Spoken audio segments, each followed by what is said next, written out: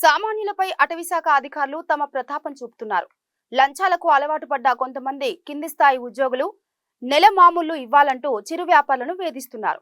వినని వారిపై భౌతిక దాడులకు దిగుతున్నారు. ఇదేంటని ప్రశ్నించిన కొంతమందిపై స్థానిక పోలీసులతో కుమ్మక్కై కేసులు పెడతామని బెదిరింపులకు పాల్పడుతున్నారు. బాధితులకు అండగా నిలవాల్సిన కాకీలు కూడా అటవీ అధికారులకు అండగా నిలబడుతున్నారు.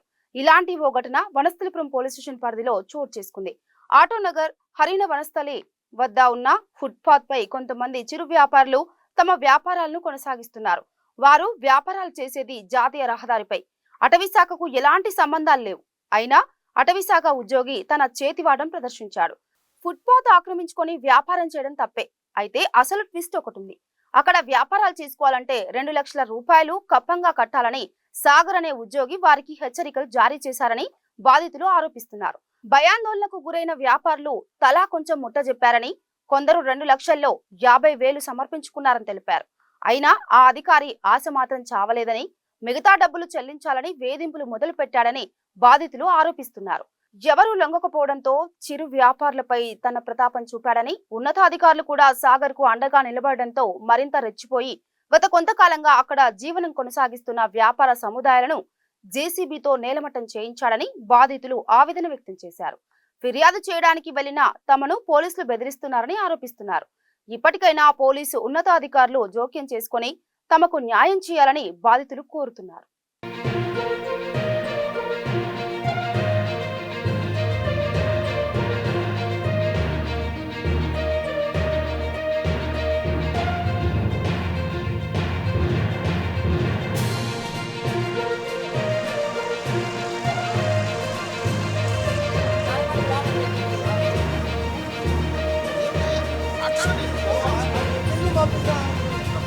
అయింది ఏళ్ళ నుంచే 4 సంవత్సరాల నుంచి అమ్ముకుంటున్నాం అమ్మ. మేమైతే ఎప్పుడు లేదు, ఇప్పుడు ఎందుకు వాళ్ళకి లంచం కావాలంట. మేము ఏడ తెచ్చిచ్చాము 4 పిల్లలు, మాకు 2 లక్షలు అడిగారు.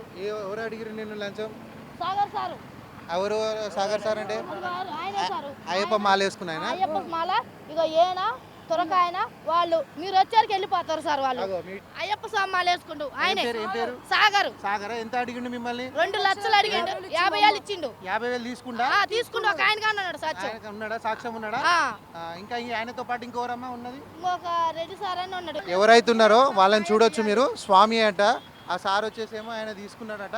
ఇప్పుడు మనం చూసేసి అది వెహికల్ కానీ వెనకపోతున్నది. దానివల్ల చూడండి, ఈ బాధితుల దగ్గర డబ్బులు తీసుకున్నారట 50,000. విజువల్ అక్కడ పెట్టు. ఇప్పుడు ఏంటంటే, ఇప్పుడు అమ్మ వాళ్ళ సంగతి మనకు తెలియదు కానీ మీకు దగ్గర అయితే డబ్బు డిమాండ్ చేసిరు అంటారు. 50,000 తీసుకురు, మళ్ళీ 1,00,000 డిమాండ్. ఈ బాధితురాల దగ్గర మళ్ళీ 1,00,000 రూపాయలు అడుగుతుర్రట. దానివల్ల ఇప్పుడు ఏంటంటే మున్సిపల్ వాళ్ళని పిలిచి మొత్తం వీళ్ళ బతుదేరు అనేది బతుదేరు లేకుండా చేస్తున్నారు ఇవాళ రోజున. చిన్న చిన్న పిల్లలు వాళ్ళ డాడీ లోపల దేశపోయి కొట్టిరు సార్. మస్తు కొట్టిరు, లోపల దేశపోయి కొట్టిరు. వాళ్ళు వచ్చి చూపెట్టాలి సార్. ఈడియల్ గా ఉండే చూపెట్టాలి. లోపల ఉంది, అది కానీ కావాలి. కెమెరా తీయాలంట. ఫస్ట్ మా నాన్న పిలిచి ఫోన్ చేసి కత్తులు ఇస్తాను పోయి కొట్టిండ్రు. మేమన్నా కెమెరా తీయమంటే తీయకుండా కొట్టిండు మా డాడీని. మళ్ళీ మరుసటి రోజు వచ్చి మా మమ్మీని కొట్టిండు. మా మమ్మీని కొట్టినా ఇంకా మమ్మీని కేసు పెట్టిండు. పిఎస్సీలు పోతే వాళ్ళు కేసు తీసుకో, మా కేసు ఎందుకు తీసుకోవాలంటే తీసుకోమని రుబాబు చేసిండు. మీ కేసు తీసుకొని అన్నారా? తీసుకోవాలన్నారు. ఎవరా సారు? వనస్థలిపురం పిఎస్సీఏ బొండాలు ఇసిరేసిండ్రు. మా మమ్మీ కొట్టిండ్రు. ఇక్కడ మేము వచ్చినాను 30 మంది మొగోళ్ళు వచ్చి మీ పైన ఎగబడ్డారు. నా మీద ఎగబడ్డారు.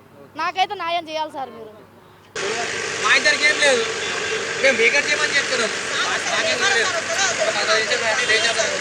ఎవరి మీద ఏం రిలేషన్ చేస్తుందో మీకు అని మీ ఇద్దరికి ఏంది నాకు అర్థం కాలేదు. మా ఇద్దరికి ఏం లేదు, మేము బేకర్ చేయమని చెప్తున్నాం. డబ్బులు ఇవ్వమని 2 లక్షలు అడిగారు, 50,000 ఇచ్చినాం. మళ్ళీ 50,000 ఎప్పుడు మేము ఇచ్చినాం. CC camera చూడమను.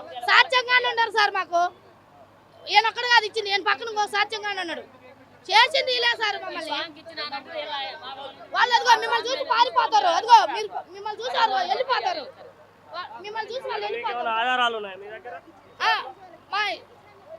క్యాష్ ఇచ్చినాం సార్, ఫోన్ పే కాదు, క్యాష్ నెట్ క్యాష్ ఇచ్చినాం. ఒక అన్న ఉన్నాడు, ఉన్నాడు. లోపల పిలిచి ఒక రోజు కొట్టిరు, లోపల పిలిచి కొట్టారంట. మరుసటి రోజు మళ్ళీ ఇంక షాపు గోలు కొట్టించారు. పైసలు తీసుకోవాలంటాడు ఆ స్వామి, తీసుకున్నట్టు మా స్వామి. ఇంకా అది అర్థం వాళ్ళకే తెలియాలి, ఆయనకే తెలియాలి. మేమైతే మధ్యలో చూడండి. కొట్టిన మాట నిజమే, లోపల కొట్టారంట. కొట్టిన మాట నిజమే, కొట్టారంట. లోపల పిలిచి కొట్టారంట ఆయన. అదేదో జరిగింది. 7కి 20 మంది మగవాళ్ళు వచ్చారు, 10 మంది 20 మంది దాకా ఉన్నారంట. కొట్టారంట లోపల. లోపల కొట్టిరు. बोंडा फ्री में मांगते, पैसा नहीं दिए तो बोले तोड़ देते, बोंडा की वजह से तोड़ दिए। एक बंदा है मेरे को बोला 5 बोंडा दो, 5 बोंडा दिए, पैसा मांगे, कह रहा तेरा सेठ मेरे को जानता। बोला सर सेठ जानता, मैंने जानता, पैसे दो। बोला पैसे मांगता ना मैं तोड़ दूंगा। 4 महीने बाद आके तोड़ दिए, पूरा सबको फेंक फाक दिए, ऐसे वैसे कर दिए। कह रहा फ्री का दो, फ्री का दो, फ्री का दो, कोई पैसा नहीं, कुछ भी नहीं, ऐसा बोलते। फ्री का देना बोलो, हम लोग खरीद के नहीं लाते, कहाँ से लाते, कौन देता पैसे हैं? एक एक बोंडा 50 रुपए का, एक एक बोतल भर के दो, 4 बोंडा दो, एक बार 2 बार नहीं, हमेशा ऐसी देना। बोलो कौन देता?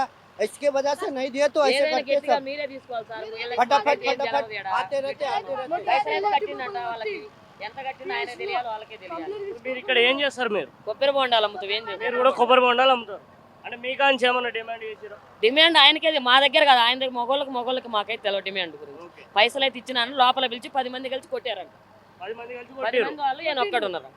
కొట్టారంట. కొట్టినారని ఆ బాధ ఆయన ఉంటే మళ్ళీ పోలీసు వాళ్ళు వచ్చి పిల్లల్ని తీసుకొని పోయి రాయాలి, మళ్ళీ కేసు చేసారు. అదంతే.